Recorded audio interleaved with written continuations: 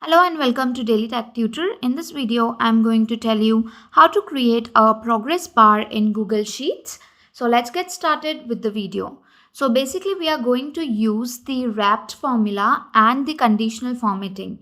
So I have a Google Sheet here in which in one column I have given the task, second one is progress, and we need to create a progress bar over here. So basically how we can do that is using the formula that is wrapped.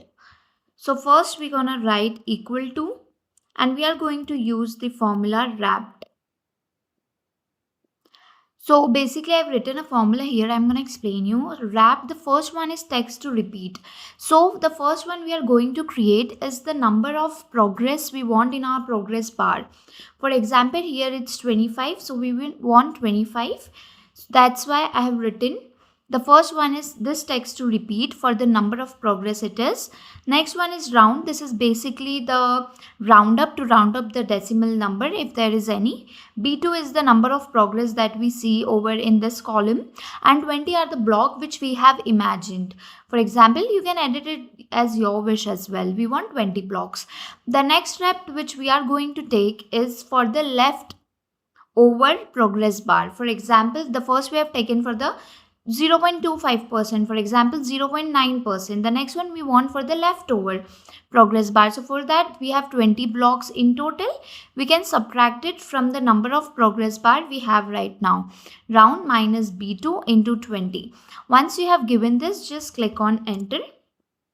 As you can see here, the first rep was given the number of progress bar we have, and the leftover block, it was basically for the leftover progress out of 20 blocks. If you want it for other rows as well, we just need to extend this to here. So basically this is how you can use wrap formula to create the progress bar. Now we are going to use conditional formatting here. So we are putting the condition on this block. So we will just keep it on B2, or we can also choose this much. For after that we need to go to format, conditional formatting. Here you can select here apply to range, mention B2 because we want to apply it into B2. Click on OK. After that, format cells if it's greater than or equal to. We can choose greater than or equal to. We can here mention maybe 15.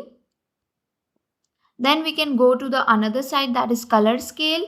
We can give the color scale as green. We can mark it as green and post that, click on done. So as you can see, since it was above 15, it was been marked as green. The next thing we can do is just stretch this to the end. So basically this way you can set for another columns as well. So this is how you can create the progress bar and also use the coloring system using conditional formatting. If the tutorial was helpful, please like and subscribe.